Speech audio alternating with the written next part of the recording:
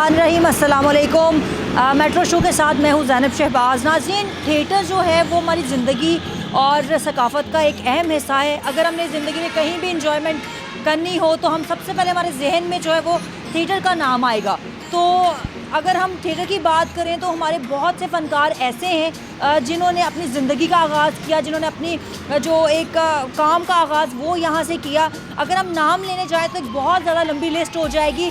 अगर हम 10 से 15 साल पीछे चले जाएं, उस टाइम के थिएटर और आज के थिएटर में क्या फ़र्क है, ये हम आज बात करेंगे। आज अपने फ़नकारों से ये जानेंगे, प्रोड्यूसर से ये जानेंगे उनकी क्या राय है कि वो क्या कहते हैं। क्योंकि जो 15 साल अगर पहले जाएंगे तो उस थिएटर का क्या अच्छाइयाँ थी, क्या बुराइयाँ थी, और आज के सोच और आज के जो फ़नकारों की सोच है वो क्या कहती है, वो इस बारे में क्या कहते हैं, वो जानते हैं।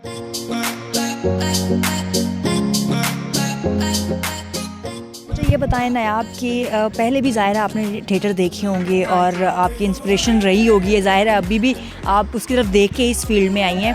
तो क्या समझती हैं पहले के थिएटर में और आज के थिएटर में क्या फ़र्क महसूस करती हैं?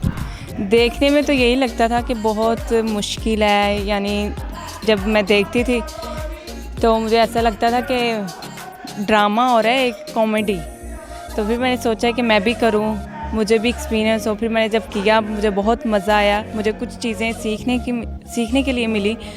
इसलिए मेरी सिस्टर भी इस फील्ड में थी, तो जब वो करती थी फिर मैं उन्हें देखने आती थी, उन्हें देख के।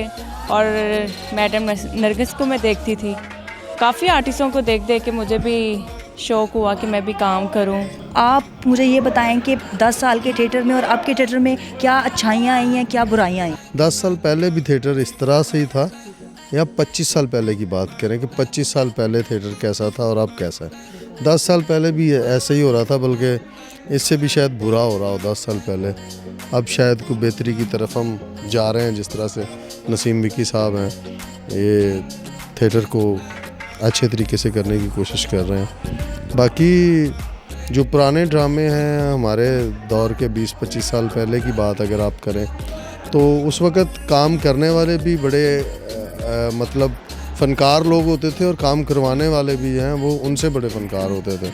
मतलब जिस तरह से मिर्ज़ा रशीद अख्तर साहब थे डायरेक्टर, CM मुनीर साहब थे, इफ्तिखार हैदर साहब थे, मसूद अख्तर साहब थे, ये वो लोग थे। मैडम नहीद थी, ये वो लोग थे जो ड्रामा समझने वाले लोग थे, स्क्रिप्ट अच्छा लिखते थे, फिर डायरेक्शन अच्छी करते थे।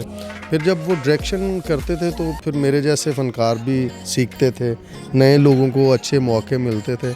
अब जब करवाने वाला कोई नहीं है, ड्रामा लिखने वाला कोई नहीं है, तो सीखना किसने है? हमारे यहाँ कुछ लोग हैं, ख़ास तौर पे न्यूज़ ही कह लें या कुछ भी, कि वो इस चीज़ को बड़ा बुरे तरीके से आगे दिखाते हैं। मैं भी आपसे यही सवाल करना चाह रही थी कि क्या ऐसा मुमकिन नहीं है कि आप फैमिलीज़ के साथ आके ड्रामा देखा जाए? फॉर एग्ज़ाम्पल मेरी फैमिली है तो मैं झिझकूँ नहीं कि मैंने अपनी फैमिली को ड्रामा दिखाना है। तो क्या आज के टाइम में वो ड्रामाज हो रहे हैं? जी बिल्कुल हो रहे हैं, आज के टाइम में भी हो रहे हैं। जैसे कि अलहमरा हॉल 1 है, 2 में, वहाँ भी स्टोरी बोर्ड पे ही ड्रामे लगते हैं। और या तमासील में नसीम की साहब भी स्टोरी बोर्ड, एक कहानी, एक मैसेज ज़रूर देते हैं आवाम को, जो देखने आती पब्लिक और फैमिली, और कॉमेडी भी है और वहाँ में एक पैगाम भी होता है। यहाँ कुछ 1-2 थिएटर्स हैं जहाँ पे स्टोरी बोर्ड के साथ काम नहीं हो रहा, लेकिन एक्टर्स जो हैं वो भरपूर मेहनत करने वाले भी हैं, उनका दिल भी करता है कि हम करें, लेकिन अगर उनको करने देंगे तो वो करेंगे। सर जी, आज का थिएटर आपकी नज़र में क्या अहमियत रखता है? 10-15 साल का पहला का थिएटर आपकी नज़र में क्या अहमियत रखता है? सबसे पहले तो ये पहले तो समझने की बात है। समझने की ये बात है कि एक एंटीना होता था, एक बंदा छत पे जाता था, वो एंटीना को रिफ्लेक्ट करता था और नीचे से आवाज़, लाहौर आया ही, PTV भी नहीं कोई कहता था, लाहौर आया ही और इंडिया आया ही। अब उस ज़माने ने करवट ली। अगर कोई भी इंटेलेक्चुअल बंदा या कोई दूसरा बंदा ये कहे कि वही थिएटर चले, पहले जो आर्टिस्ट होता था उसका एक चैनल से मुकाबला था, आज जो आर्टिस्ट है उसका 150-200 चैनल से मुकाबला है। हर बंदा, टिकटॉक ने हर बंदे के अंदर का एक्टर जगा दिया है, यूट्यूब हर बंदे ने चैनल बना लिया है। अब हर बंदा माइक लेके ग्राउंड में, फील्ड में आ चुका है। अब इस सारी चीज़ों के बाद अगर हम फिर पब्लिक को थिएटर तक ले आते हैं तो ये हमारी बहुत बड़ी जीत है। तो हर लिहाज की पब्लिक अलहदा होती है, हर लिहाज मौसम, सर्दी का मौसम होता है, बाहर का मौसम होता है, तो इसी तरह थिएटर की करवटें भी बदलती रहती हैं और वो पब्लिक भी चेंज होती रहती है, एक्टर भी उसी तरह के आते हैं।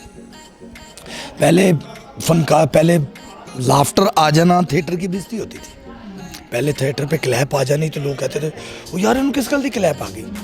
आज का थिएटर है लाफ्टर क्लैप ना आए, चाहे जज बन के जाए, कोई वकील बन के जाए या कुछ चौधरी बन के जाए जिसकी 2 बेटी हैं, तो वो लाफ्टर नहीं लेगा तो एक्सेप्ट ही नहीं करता, थिएटर ही नहीं एक्सेप्ट करता, क्योंकि लोग इतना नफसा नफसी के दौर में फंस चुके हैं, वो एग्जॉस्ट होना चाहते हैं, हंसना चाहते हैं कि हम हंसें, और उसमें हम किस हद तक कामयाब हैं ये आप मीडिया ही बता सकते हैं। सर थिएटर को समझना एक तो बड़ी बात है, और लेकिन जब थिएटर का नाम आता है तो आज हमारे ज़हनों में सबसे पहले एक जो वर्ड आता है वो है फहाशी का, वल्गैरिटी का, and then dance and all सारी चीज़ें।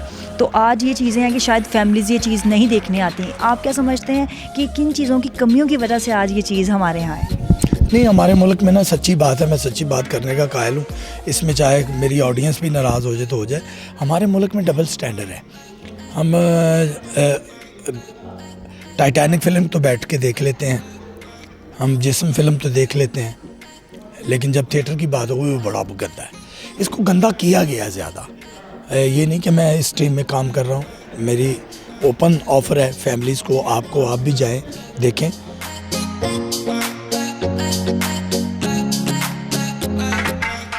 जी तो नाज़रीन, आपने प्रोड्यूसर और आर्टिस्ट की राय सुनी कि उन्होंने क्या कहा। आप भी अपनी राय दीजिए और देखते रहिए CB डिजिटल।